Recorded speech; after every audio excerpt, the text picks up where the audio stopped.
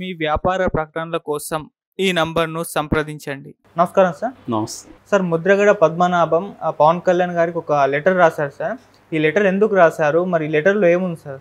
యాక్చువల్గా పవన్ కళ్యాణ్ మొన్నటి వరకు 50 నుంచి 60 సీట్లు అడుగుతారని, కనీసం 40 అయినా ఇస్తారని, వరస్ట్ అంటే 30 అయినా ఇస్తారని చాలామంది అనుకున్నారు.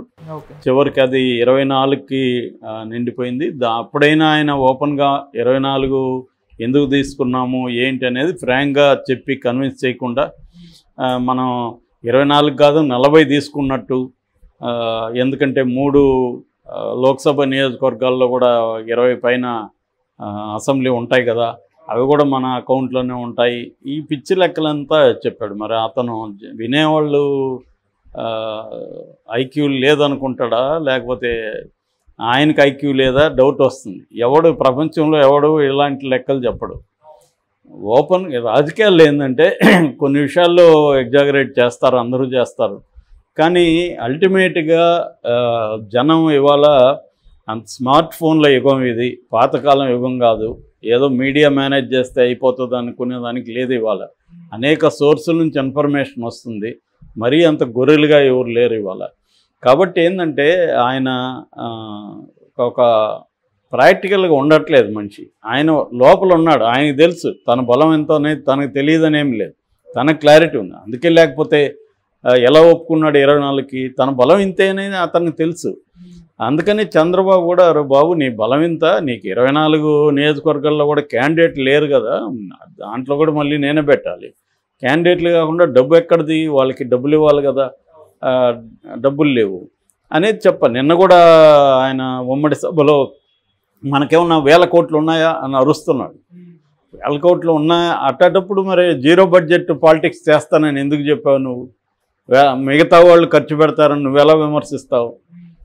ఇక్కడే కన్సిస్టెన్సీ లేదు పవన్ కళ్యాణ్. అందుకని కాపు నాయకుల నుంచి కూడా తీవ్ర వ్యతిరేకత ఎందుకు వస్తుందంటే దీనివల్ల ఇప్పుడు చంద్రబాబు కూడా నష్టం వస్తుందేమో అన్న ధోరణి బలపడుతుంది.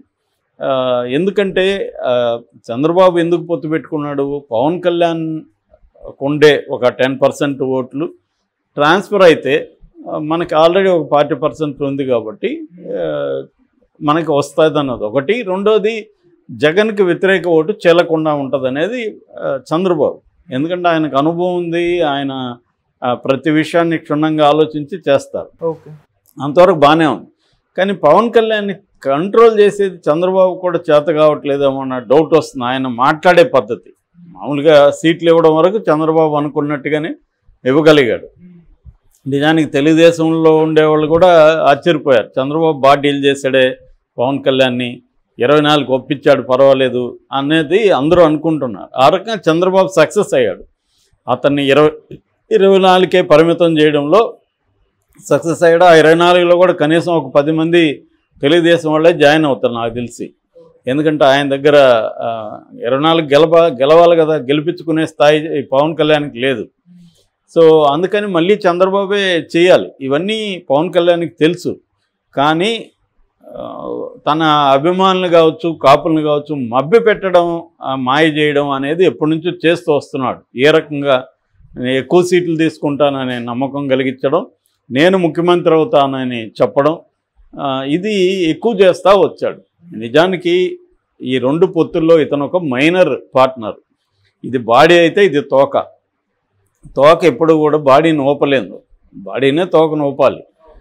అది పవన్ కళ్యాణ్ పరిస్థితి. అందుకు తప్పేం లేదు. అలాగే తోకగా ఉండడం అంటే నేనేదో తక్కువ చేసి మాట్లాడట్లేదు, అది కూడా ఇంపార్టెంట్. పవన్ కళ్యాణ్ రోల్ కూడా ఆంధ్రప్రదేశ్ పాలిటిక్స్లో ఇంపార్టెంట్. ఎందుకంటే పవన్ కళ్యాణ్ లేకుండా తెలుగుదేశం గెలిచే పరిస్థితి లేదని చంద్రబాబు దగ్గర నుంచి అందరూ నమ్ముతున్నారు కదా, అందుకనే కదా అంత ఇంపార్టెన్స్ ఇస్తున్నారు పవన్ కళ్యాణ్కి. సో ఆ 10% ఓట్లు మనకి షిఫ్ట్ అయితే మనం ఈజీగా గెలవచ్చు అనేది చంద్రబాబుకు ఉండే ప్లాన్. ఇప్పుడున్న ఎందుకంటే జగన్ పట్ల వ్యతిరేకత ఉంది, కానీ అది వేవ్ లాంటి వ్యతిరేకత కాదు, అది మైనర్ వ్యతిరేకతే. అర్బన్ యూత్లో, అర్బన్ సెంటర్స్లో కొంత వ్యతిరేకత ఉంది. అట్లాగే పథకాలు వీటికి సంబంధించి ఒక లీకేజెస్ ఏమి లేకుండా, అంటే ఎక్కడా కూడా అవినీతికి తావు లేకుండా డైరెక్ట్గా లబ్ధిదారులని చేరుతున్నాయి, కన్సిస్టెంట్గా చేస్తున్నాడు. అవి అట్లాగే స్కూల్స్ కావచ్చు, ఇంగ్లీష్ మీడియం కావచ్చు, అంటే పేద ప్రజలకి ఎంతో మేలు జరుగుతుందన్న అభిప్రాయం ఉంది. అది మీ తాత సొమ్ము ఇస్తున్నాడా అనేది కూడా మాట్లాడండి. ఎవడు కూడా ఏ తాత సొమ్ము ఎవడో ఇవ్వడు, అందరూ కూడా ప్రభుత్వం డబ్బులే ఇస్తారు. కానీ అది ఆయతను ఇస్తున్నాడు. మీరు ఇప్పుడు పథకాలు అనౌన్స్ చేస్తున్నారు, మీరు ఎక్కడి నుంచి తెచ్చిస్తారు? మీ తాత సొమ్ము తెచ్చారు కదా. సో ఇటువంటివి అంటే జగన్ని ఎక్కడ అటాక్ చేయాలి, దేని మీద ఫోకస్ చేయాలి అనేది వదిలేసి జగన్ బలాల మీద అటాక్ చేద్దామని స్టార్ట్ చేయడం వల్ల వచ్చే ప్రాబ్లమ్స్. జగన్ బలం ఏది? పథకాలు. జగన్ బలం ఏది? వాలంటరీ వ్యవస్థ. వీటి మీద ఫోకస్ చేస్తున్నారు. ఇది రాంగ్ స్ట్రాటజీ. జగన్ బలహీనతల మీద ఫోకస్ చేయాలి. జగన్ బలహీనతలు ఏవి? ఇసుక పాలసీ కుంభకోణం, మద్యం utter flop, job calendar utter flop, youth. ఇక్కడ రేవంత్ రెడ్డి ఎలా నిరుద్యోగ దీంతో చేయగలిగాడు? ఎప్పుడన్నా వీళ్ళు నిరుద్యోగుల తరపున ఒక పోరాటం చేశారా? యూత్ తరపున ఒక పోరాటం చేశారా వీళ్ళు? అవేవి చేయలేదు. 1,00,000 మంది యూత్తో సభలు పెట్టారా ఎప్పుడైనా? ఎక్కడైనా ధర్నాలు చేశారా? కనీసం షర్మిల ఇక్కడ చేసింది నిరుద్యోగ. ఇవేవి చేయకుండా ఒట్టి జగన్ని సైకోని అదని ఇదని చెల్లిని గోడకు కొట్టాడని చెప్పాడు. నువ్వు చూసావా గోడకు కొట్టాడు? ఎవడు ఇది చేశారు? సో గోడకు కొట్టాడని, బాబాయిని ఇతనే చంపించాడని ఇవి ఎంతకాలం చెప్తారు అవి? సో జగన్కి పట్ల అంతకుముందు కూడా 1,00,000 కోట్లు తిన్నారన్నారు. మరి 150 సీట్లు ఎలా వచ్చాయి? అంటే జనం ఏది నమ్ముతున్నారు, జనాలకి ఏది అవసరం, జనాలు ఏ విషయంలో జగన్తో అఫెక్ట్ అవుతున్నారు అనే విషయాలను తీసుకొని ఫోకస్ చేయాలి. ఇక్కడ కాంగ్రెస్ అది కరెక్ట్గా చేయగలిగింది స్ట్రాటజీ. అందుకనే వీళ్ళు విన్ అయ్యారు. ఎక్కడైనా కూడా ఏంటంటే రియలిస్టిక్గా ఉండాలా. జనాలకి నీ నెరేటివ్ అనేది జనాలు యాక్సెప్ట్ చేయాలి, ఓన్ చేసుకోవాలి. ఇక్కడ కొత్తదనం ఏం లేదు, ఇదే జరుగుతుంది. అందువల్ల ఇతను నమ్మించడం వల్ల ఏమైందంటే కాపు నాయకుల్లో నుంచే వ్యతిరేకత కనబడుతుంది మనకి. మొన్ననే ఆయన పెద్ద లేఖ రాశాడు, చెగొండ హరిరామజయ్య, కనీసం 50 సీట్లు ముఖ్యమంత్రిలో షేరు అడగాలి నువ్వు అనేది రాశాడు. దాని మీద ఆయన సభ కూడా చేస్తానంటున్నాడు. అట్లాగే ముద్రగడ పద్మనాభం ఈరోజు లెటర్ రాశాడు పవన్ కళ్యాణ్కి నిన్న సభ అయిన తర్వాత. ఎందుకంటే సభలో అనుకున్నారు వీళ్ళు, నేను ముఖ్యమంత్రి కూడా షేర్ చేస్తానని ప్రకటిస్తారేమో అని అనుకున్నారు అందరూ. ఎందుకంటే ఫస్ట్ ఉమ్మడి సభ కాబట్టి ముఖ్యమంత్రి వాటా ఉంటుంది అనేది చెప్తారేమో. ఎందుకంటే 24 సీట్లు అనేది ప్రజల్లో వ్యతిరేకత ఉంది, కాపుల్లో అభిమానుల్లో వ్యతిరేకత ఉంది కాబట్టి దాన్ని పోగొట్టడానికి పవన్ కళ్యాణ్ ఈ స్టేట్మెంట్ ఇస్తాడేమో అనేది అనుకున్నారు చాలామంది. కానీ ఏమీ ఇవ్వకుండా 24 గొప్పదనాన్ని వశిష్ఠుడు, విశ్వామిత్రుడు, గాయత్రి మంత్రం ఇవేవో పిచ్చివన్నీ చెప్పాడు. అది ఎవరికి ఏం అర్థమయ్యేది లేదు. 24 గొప్పదనం ఎవరికి కావాలి సంఖ్య? నువ్వు ఎందుకు 24 తీసుకున్నావు చెప్పాలి. కానీ నువ్వు రేపు చెప్తున్నా నీకు 0 ఇస్తే కూడా 0 గొప్పదనం అని చెప్పచ్చు.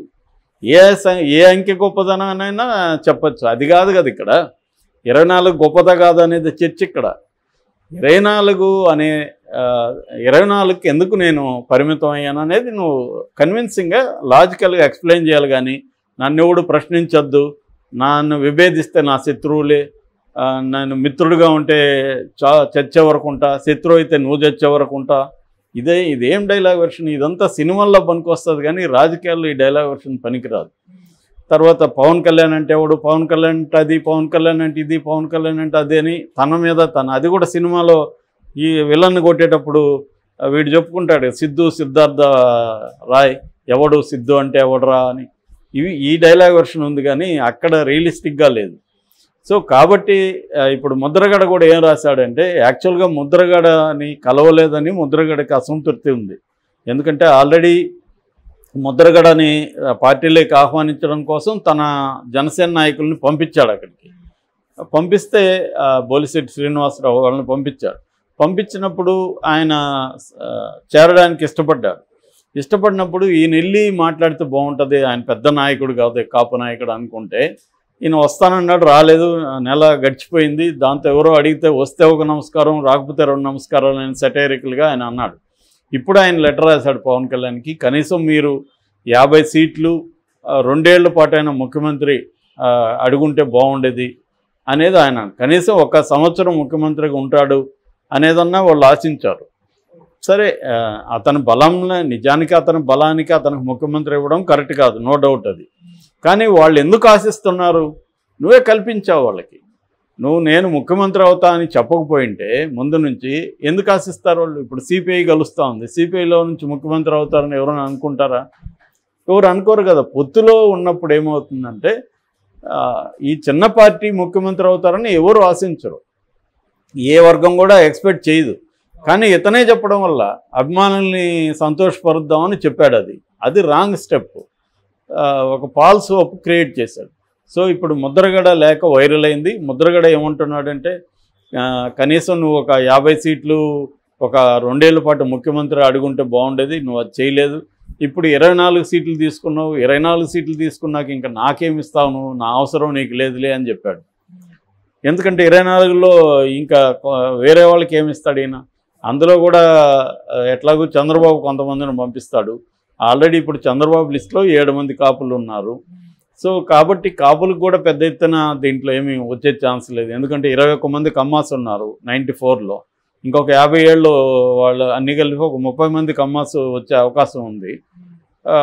కాబట్టి ఇంకా కాపులకు కానీ బీసీలకు కానీ పెద్దపీట వేసే స్కోపు ఈ కూటమిలో కనిపించట్లేదు. కాబట్టి ఈ రకంగా ఉన్నప్పుడు ఈ ఓటు ట్రాన్స్ఫర్ని ఎలా చేస్తారనేది ఖచ్చితంగా ఛాలెంజ్. చంద్రబాబు ఏ వ్యూహాలు వేస్తాడు దీనికి సంబంధించి, పవన్ కళ్యాణ్ ఎలా డీల్ చేస్తాడనేది చూడాలి మనం.